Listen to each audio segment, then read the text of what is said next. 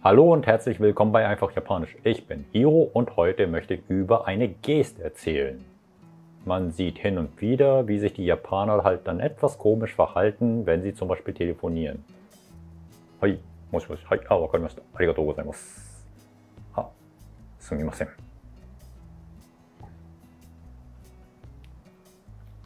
Ja, das Verbeugen.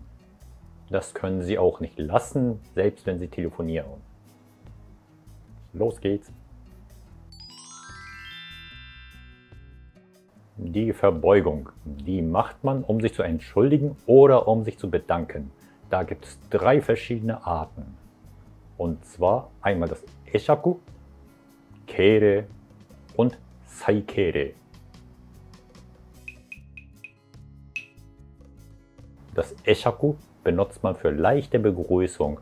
Also wenn man zum Beispiel an einem Kollegen dann irgendwie vorbeigeht und einfach nur kurz Hallo sagen möchte, heißt es dann 15 Grad Neigung.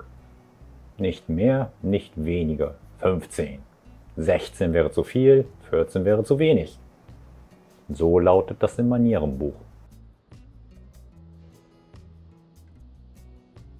Und man muss auch nicht unbedingt stehen bleiben, einfach nur kurz Hallo sagen und weitergehen.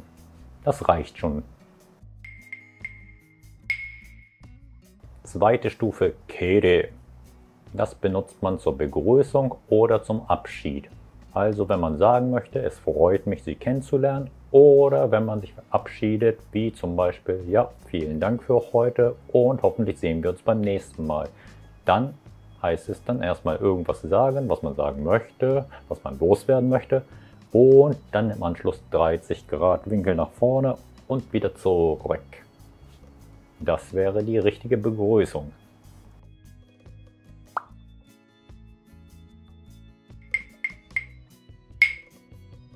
So, die dritte Stufe, Saikere. Da wird es richtig ernst, denn da geht es um die Entschuldigung.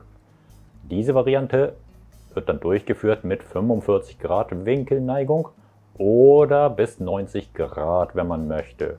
Und je tiefer sich man entschuldigt, desto härter und ernsthafter die Entschuldigung, heißt es dann zumindest. Aber ich kann mir auch nicht vorstellen, dass jemand mit einem Geodreieck vorbeikommt und dann diese Geste dann komplett analysiert und sagt, ja, ich glaube, das war nur 67 Grad, also ist die Entschuldigung nicht wirklich ernst zu nehmen. Wenn, hätte das dann lieber 87 Grad werden sollen und so weiter. Das macht wahrscheinlich niemand, aber es kann passieren. Also wenn man es wirklich ernst meint, sollte man sich dann möglichst tief verbeugen und sich entschuldigen. Da wir aber ganz brav sind, wird es aber sowieso nie dazu kommen, oder? Finde ich nicht. Also vielleicht ist es auch so, dass man mit der 90 Grad Neigung dann sagt, okay, diese Körperhaltung ist sehr anstrengend und ich könnte kurz vorm Umfallen sein, aber trotzdem halte ich das Gleichgewicht und strenge mich richtig derbe an. Also das ist ein Grund, mir zu verzeihen, oder? Okay, wahrscheinlich nicht. Aber je tiefer, desto besser, heißt es zumindest laut Manierenbuch.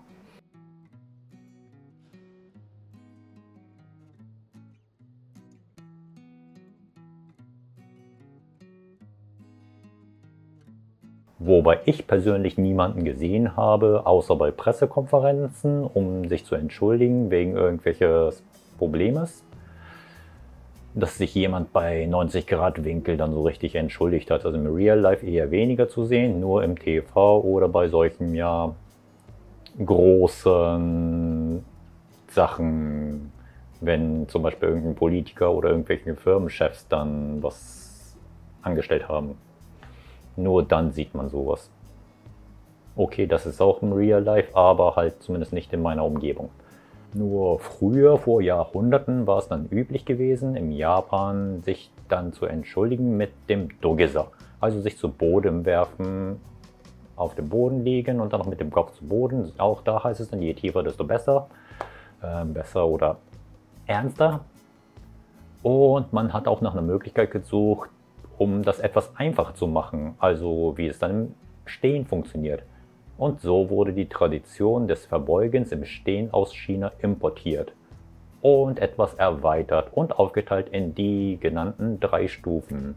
Also Kere, Saikere und leichtes Eshaku. Eshaku benutzt man häufig, auch beim Telefonieren, wie ich schon gesagt habe. Jetzt kommen wir zu den Feinheiten des Verbeugens. Mit den Tipps werdet ihr zum Verbeugungsmeister. Oder so.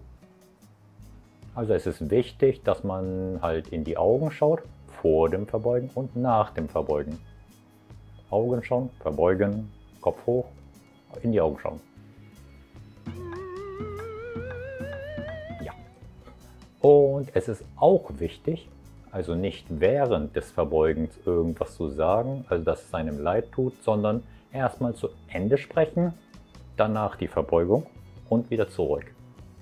Wenn man das währenddessen macht, wirkt das nicht mehr so ernst, heißt es zumindest. Also dann ist der Wirkungsgrad etwas weniger. Und da gilt auch das Prinzip Fast in, Slow out. Also mit 1 nach unten, kurze Pause, danach auf 2 hoch. 1, 2.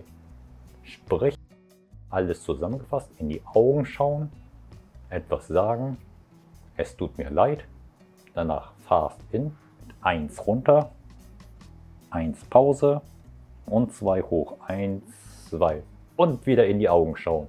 Das wäre die perfekte Verbeugung. Ach, da ist noch ein Punkt, den ich vergessen habe. Wenn man sich verbeugt, ist es wichtig, die Hand so übereinander zu legen, die linke Hand über der rechten. Warum ist das so? Die meisten sind ja mit der rechten Hand etwas geschickter und damit wollte man zeigen, dass man halt nicht während des Verbeugens das Schwert dann rauszuckt, um den Gegner zu schneiden. Ja, ist auch nicht mehr so richtig passend zur heutigen Zeit, weil niemand läuft mit dem Schwert herum, glaube ich jedenfalls. Und das ist auch ein wichtiger Punkt. Ich meine, es gibt ja auch viele, die mit der linken Hand geschickter sind, aber das lassen wir auch mal komplett sein. So, wenn ihr die ganzen Tipps drauf habt, wisst ihr auch eigentlich mehr als die meisten Japaner. Und ihr könnt dann richtig Ojigi durchführen. Ihr seid dann somit Ojigi-Meister. Cool, was? Und jetzt seid ihr dran. Ihr könnt gerne ins Kommentarfeld schreiben, was ihr von diesem Thema haltet. Ojigi ja, Ojigi nein. Bin gespannt. Und ihr könnt mir auch gerne einen Daumen hoch und ein Abo hinterlassen, wenn ihr wollt. Außerdem könnt ihr mich und diesen Kanal auch mit der Mitgliedschaft unterstützen. Die genauere Infos findet ihr hier unten. Also es ist eigentlich nur zur Unterstützung. Und so einen richtig großen Vorteil habt ihr nicht. Aber dadurch werde ich noch glücklicher, als ich schon bin. Hoffentlich sehen wir uns beim nächsten Mal. Ciao, ciao. Mata ne. Arigato. Vielen Dank. Sugoi Supporterの皆さん。ベンジャミンさん。フレクシーさん。ラルフさん。ナディーンちゃんさん。メクソコレスさん。チアノさん。クリスティアンさん。シルラスさん。カルドガンさん。オリバーさん。ミギさん。ラルフさん。パディさん。ありがとうございます。そしてサポーターの皆さん。ドンさん。ババハフトさん。フィリックスさん。ケイトさん。カニさん。スーパーソニックコレクターさん。クリストフさん。イマさん。ジョウスケさん。イエンツさん。エマさん。ヴィンターさん。ロボクラッシュさん。キツネさん。デニスさん。リコさん。カレー32さん。タシンさん。高円寺さん。ありがとうございます。またお会いしましょう。これからもよろしくお願いします。